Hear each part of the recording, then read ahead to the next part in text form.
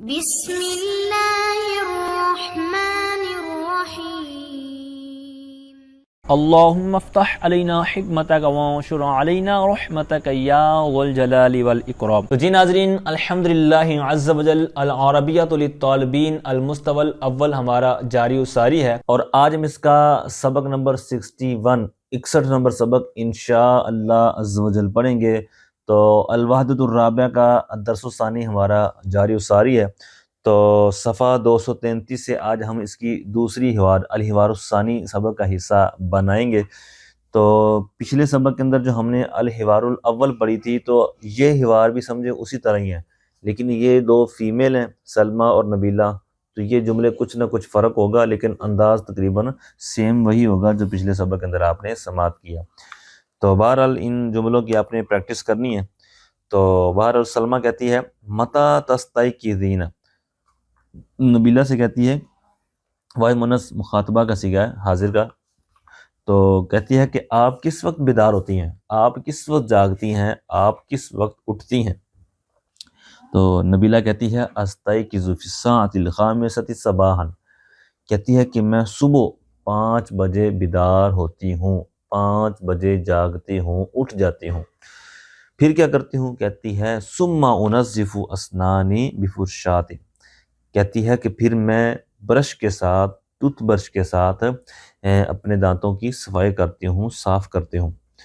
اور کیا کرتی ہوں؟ وَأَغْسِلُ وَجْهِي بِالصَّابُونِ، صابن کو کہتے ہیں، ٹھیک ہے؟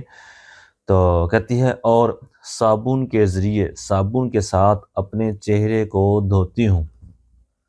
تو یہ اغسلو لفظ غسل جو آپ نے پڑھا ہوا ہے، نہانے کو جو کہتے ہیں، غسل نہانا، شاور لینا، تو اور غسل سے ہو، غسل لفظ سے تو مطلب ہوگا دھونا، یہاں پر یہ سمجھیں غسل سے، تو اور صابن کے ذریعے میں اپنے چہرے کو دھوتی ہوں۔ اور کیا کرتی ہوں؟ وَأَرْتَدِي مَلَابِسِي، ارتدی یہ ردا لفظ آپ نے سنا ہوگا، چادر کو کہتے ہیں، چادر اڑنا، چادر پہننا، تو یہاں پر بھی اسی معنی سے لے لیں گے آپ، کپڑے پہننے کے معنی میں کہتی ہیں وَأَرْتَدِي مَلَابِسِي، اور اپنے کپڑے، اپنا لباس پہنتی ہوں۔ اچھا، سلمیٰ کہتی ہے أَيْنَ تُصَلِّينَ الْفَجْرَ، آپ نماز فجر کہاں ادا کرتی ہیں، آپ فجر کی نماز کہاں پڑھتی ہیں؟ تو نبیلہ کہتی ہے أُصَلِّي الْفَجْرَ فِي الْبَيْتِ، کہتی ہے کہ نماز فجر میں گھر پہ پڑھتی ہوں۔ تو عورتوں کے لیے بہترین اور افضل یہی ہے کہ وہ گھر میں پڑھے، اور گھر میں بھی وہاں جہاں مطلب جو بالکل پردے والی جگہ ہو، گھر کے اندر والا حصہ جو ہے، بالکل اندر والا کمرہ، اور کمرے میں بھی جس حد تک وہ چھپ کر پڑھے گی اتنا ہی اس کے لیے بہتر ہوگا۔ سلمیٰ کہتی ہے هل تنامین بعد الصلاۃ، کیا آپ نماز کے بعد آرام کرتی ہیں، کیا آپ نماز کے بعد سو جاتی ہیں، سوتی ہیں؟ تو نبیلہ کہتی ہے لا انام بعد الصلاۃ، نہیں میں نماز فجر کے بعد سوتی نہیں ہوں، آرام نہیں کرتی۔ سلمیٰ کہتی ہے ماذا تفعلین فی الصباح، آپ صبح کے وقت کیا کرتی ہیں، آپ صبح کے اوقات میں، صبح کے وقت کیا کرتی ہیں؟ تو نبیلہ کہتی ہے اقرأ القرآن، میں قرآن مجید فرقان حمید کی تلاوت کرتی ہوں، پڑھتی ہوں۔ وَأَكْنُسُ غُرْفَةَ الْجُلُوسِ، اور اکنس، یہ پیچھے بھی ہم نے لفظ پڑھا ہے کاناسا، جو کہتے ہیں جھاڑو دینا، تو کہتی ہے کہ میں جھاڑو دیتی ہوں، کمرے کی صفائی کرتی ہوں۔ غرفہ کہتے ہیں کمرے کو، الجلوس بیٹھنے والا، مطلب بیٹھک، ڈرائنگ روم کہہ لیں آپ۔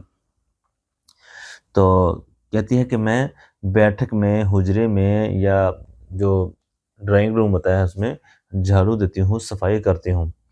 اچھا، اب یہ غرفہ جو ہے، غرفہ یہ حجرہ کے معنی میں، اور روم کو کہتے ہیں، پھر اس کے ساتھ لفظ کچھ نہ کچھ لگائیں گے، اضافت کریں گے تو معنی مختلف ہو جائے، جیسے غرفہ الاستقبال، یعنی غرفۃ الجلوس کو غرفۃ الاستقبال بھی کہتے ہیں، ڈرائنگ روم، دیوان خانہ، ٹھیک ہے؟ اور اگر جلوس کی جگہ پر آپ طعام لگا دیں، غرفۃ الطعام، تو مطلب ہو جائے گا ڈائننگ روم، ٹھیک ہے؟ جس طرح ڈائننگ ٹیبل ہوتا ہے نا، کھانے کا کمرہ۔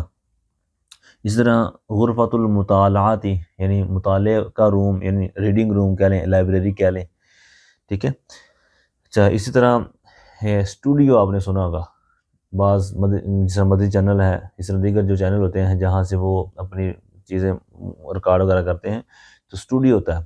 تو اس کے لیے عربک سیم لفظ سے آئے گی غرفۃ المصور، تصویر لفظ سنا نا، اسی سے مصور، غرفۃ المصور اسٹوڈیو۔ اسی طرح آپریشن تھیٹر ہوتا ہے، آپریشن روم، تو اس کے لیے آئے گا غرفۃ العملیات۔ اسی طرح کنٹرول روم ہوتا ہے، جس طرح کئی مطلب جو سینسٹیو ادارے ہوتے ہیں تو وہاں پر ان کا ہوتا ہے کنٹرول روم، سارا جو نگرانی کر رہے ہوتے ہیں، تو غرفۃ المراقبہ کنٹرول روم، ٹھیک ہے۔ اس طرح غرفۃ الراحتی آرام کا کمرہ، ریسٹ ہاؤس، ریسٹ روم۔ تو بہرحال اس طرح مختلف الفاظ چینج کرنے سے معنی بدل جاتے ہیں۔ وہ اکوی اور میں استری کرتی ہوں، مکواتن ہم نے پہلے معنی پڑھا ہے استری کے لیے، تو اسی سے سیکھا وہ اکوی الملابس، اور میں کپڑے پریس کرتی ہوں، استری کرتی ہوں۔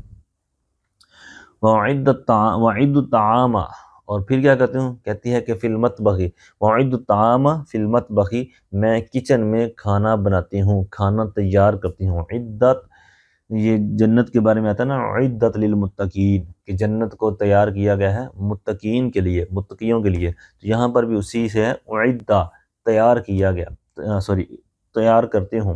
تو کہتی ہے کہ میں کچن میں، باورچی خانے میں کھانا تیار کرتی ہوں، بناتی ہوں، پکاتی ہوں۔ سلمہ کہتی ہے وَبَعْدَ ذَلِكَ مَاذَا تَفْعَلِينَ، ان کاموں کے بعد آپ کیا کرتی ہیں، ان کاموں کے بعد آپ کی کیا مصروفیت ہوتی ہے؟ نبیلہ کہتی ہے استعد للمدرسۃ، کہتی ہے کہ میں پھر اسکول کے لیے ریڈی ہوتی ہوں، تیار ہوتی ہوں۔ تو سلمہ کہتی ہے ماذا تفعلین فی المساء، آپ شام کے وقت کیا کرتی ہیں، شام کے وقت، شام کے ٹائم آپ کی مصروفیت کیا ہے؟ تو نبیلہ کہتی ہے انظف بیتی، میں اپنے گھر کو صاف کرتی ہوں۔ نظف ینظف، تنظیف باب تفعیل سے صفائی کے معنی میں، اسی سے لفظ نظافت، صفائی، نظافت، یہ آپ نے سنا ہوگا۔ تو کہتی ہے کہ میں اپنے گھر کو صاف کرتی ہوں۔ اب یہ جو ترجمے میں نے اپنا کہا ہے، تو یہ ظاہر ہے میں کئی مرتبہ پریکٹس کروا چکا ہوں، یا ضمیر متکلم کے ساتھ اٹیچ ہے۔ تو کہتی ہے میں اپنے گھر کی صفائی ستھرائی کرتی ہوں۔ وَأَغْسِلُ الْأَطْبَاقَ، یہاں پر جو پچھلے صفحے پہ میں عرض کر کے آیا ہوں کہ غسل کے معنی، غسل لفظ سے جب ہوگا تو وہ نہانے کے معنی میں ہوگا، جب غسل لفظ سے ہوگا نا پھر دھونے کے معنی میں ہوگا۔ یہاں پر بھی اغسلو دھونے والے لفظ سے، یعنی غسل سے آیا ہے، تو مطلب ہو جائے گا وَأَغْسِلُ، اور میں دھوتی ہوں، صاف کرتی ہوں، الْأَطْبَاقَ، طبق کی جمع طباق، تشتری برتن، پانڈے، وَأُشَاهِدُ قناة مدنی، اور مدنی چینل دیکھتی ہوں۔ تو یہ مطلب مغرب کے ٹائم کے جو اس کے معمولات ہیں وہ اس نے بیان کیے ہیں۔